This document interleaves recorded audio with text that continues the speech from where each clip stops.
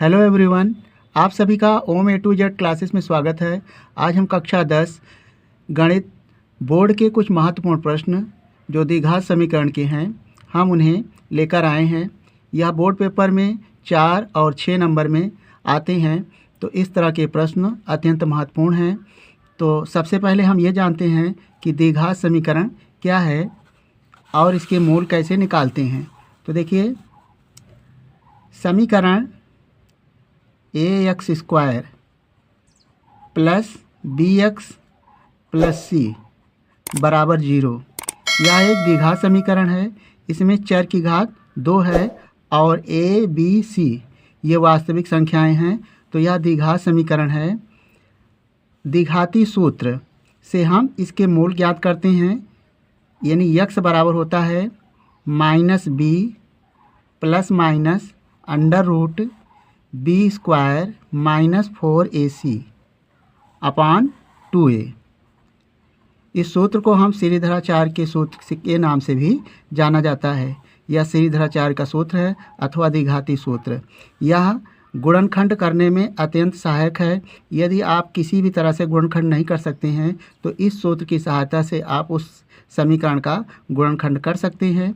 तो यहाँ पर ये जो मूल हमें ज्ञात करना है बी स्क्वायर -4ac, यदि मूलों की प्रकृति ज्ञात करना हो तो इसे हम विविधकर कहते हैं बी स्क्वायर -4ac, यानी बी स्क्वायर -4ac यह विविधकर है और इसे हम डी से प्रदर्शित करते हैं।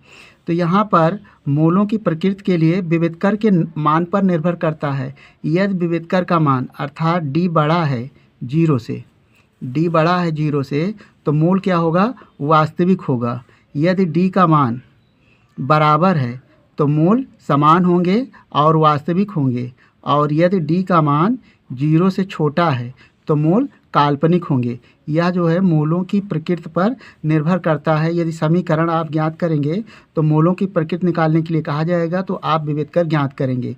तो इसमें यही बेसिक कॉन्सेप्ट है। यदि आप इसे समझ लिए हैं तो आप सारे प्रश्न को सॉल्व कर सकते हैं। तो सबसे पहले हम पहला समीकरण सॉल्व करते हैं। प्रश्न है, द्विघात समीकरण 3x square -2 under root 6x plus 2 बराबर 0 के मूलों को ज्ञात कीजिए। तो यहाँ पर यह बोर्ड पेपर में 4 नंबर में आया था। 822 कोड है HY 2024 में आया हुआ प्रश्न है, 4 नंबर का है और आसान बहुत है। तो यहाँ पर आपको इसको गुणनखंड करना होगा। तो यहाँ पर लिखेंगे हल। यह समीकरण है 3x square -2 under root 6x plus 2 बराबर 0। इसमें 1, 2, 3 पद हैं, तो आप त्रिपद की सहायता से इसे गुणनखंड कर सकते हैं, लेकिन यह रूट में है तो हो सकता है आपसे कोई त्रुटि हो जाए। तो इसके लिए आसान मेथड है जो आपको अत्यंत सॉल्व करने में सहायक होगा। तो यहाँ पर हम इसकी तुलना इसके व्यापक समीकरण ax square plus bx plus c से करेंगे। तो यहाँ पर ax square plus bx plus c बराबर 0 से इसकी तुलना करें। तो यहाँ पर इसके गुणांक a बराबर क्या हो जाएगा? a बराबर 3 और b बराबर -2√6 और c बराबर 2। अब द्विघाती सूत्र लिखेंगे द्विघाती सूत्र से।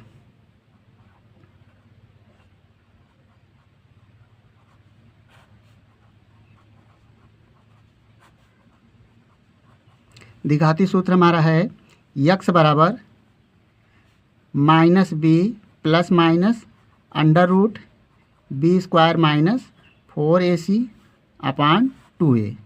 हमें इसी का प्रयोग करना है। तो यहाँ पर देखें, b की जगह आप लिखेंगे -2 अंडर रूट 6, माइनस सूत्र का है, और -2 under root 6 plus minus under root B square -4 और a का मान है 3 और c का मान है 2, यहाँ से अपान 2a। माइनस माइनस हो जाएगा plus 2 under root 6 plus minus under root यानी बी का मान नहीं रखे हम, यहाँ पर -2√6 रखना था। पुनः रख लेते हैं, -2√6 का होल स्क्वायर माइनस 4×3 12 दूना 24 हो जाएगा। ये एक लाइन हमारा ये बढ़ गया। और यहाँ पर 2a और a की जगह पे हमने यहाँ पर 3 रख लीजिए।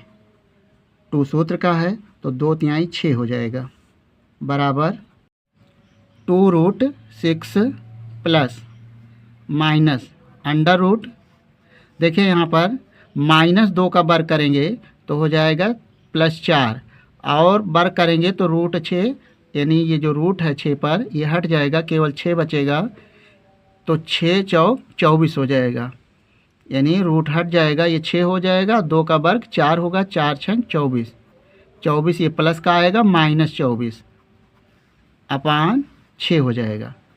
अब यहाँ पर देखें यक्स बराबर आ जाएगा, यानी यक्स बराबर आ जाएगा 2√6 प्लस माइनस, और 24 से 24 कैंसिल हो जाएगा, 0 बचेगा, 0 का वर्गमूल 0 अपान 6। तो यहाँ पर प्लस माइनस है, एक बार प्लस लें और एक बार माइनस लें तो यक्स के 2 मान आएंगे। यक्स बराबर आ जाएगा 2√6/6।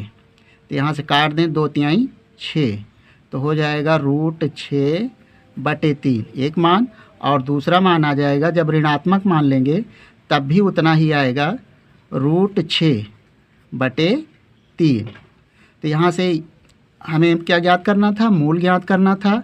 तो यहाँ पर मूल आए, मूल लिखेंगे √6/3 और √6/3, यानी घात 2 होगी तो मूलों की संख्या 2 होगी। यदि आपसे शून्यक ज्ञात करने के लिए कहा था तो शून्यक भी, यानी मूल और शून्यक एक ही होते हैं।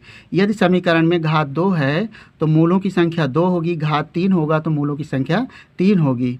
तो घात पर निर्भर करता है, तो यहाँ पर यही इसका आंसर हो जाएगा। आप चाहें तो इसे सरल भी कर सकते हैं, यानी 3 को आप लिख सकते हैं √3 × √3, तो काटेंगे तो 2/√3 आ जाएगा।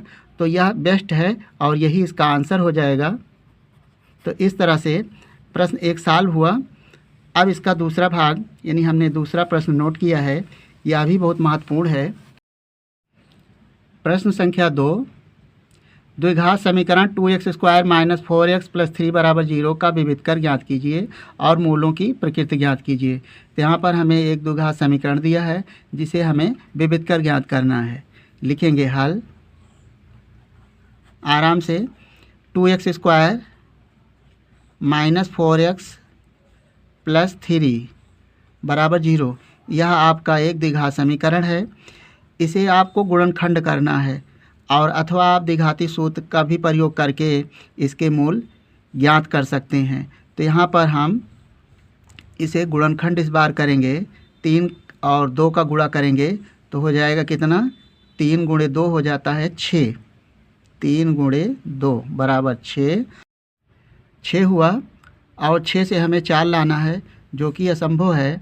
तो यहाँ पर देखें हमें विविधकर ज्ञात करना है, यानी केवल मूलों की प्रकृति ज्ञात करना है। इसके लिए हम इसका गुणनखंड ना करके हम इसके मूलों की प्रकृति ज्ञात करेंगे और विविधकर ज्ञात करेंगे। तो पहले इसके व्यापक समीकरण इसका होता है ax² + bx + c = 0। तो यहाँ पर तुलना करेंगे तो a बराबर हो जाएगा 2 और b बराबर हो जाएगा -4 और c बराबर हो जाएगा 3।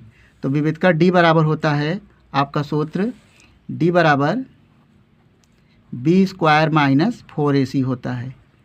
जब भी आपको विविधकर ज्ञात करना हो तो d बराबर b² - 4ac ये फार्मूला लगाएंगे।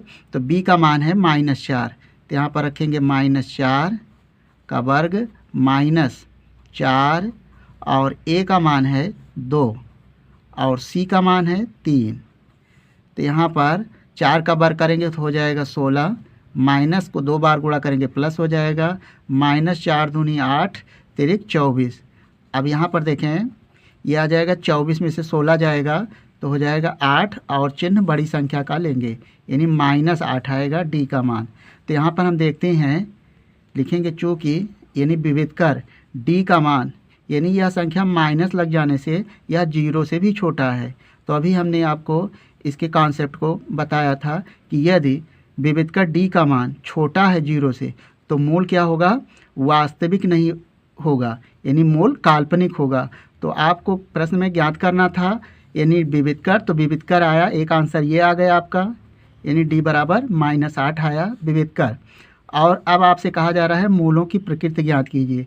तो इसी बात से आपको मूलों की प्रकृति का भी ज्ञान हो जाएगा। यहाँ पर लिखेंगे अतः, यानी d का मान क्या है, 0 से छोटा है, इसलिए मूल क्या होंगे, मूल वास्तविक नहीं है। ठीक, और यही इसका आंसर हो जाएगा। तो इस तरह से द्विघात समीकरण के अत्यंत महत्वपूर्ण प्रश्न हमने सॉल्व किए।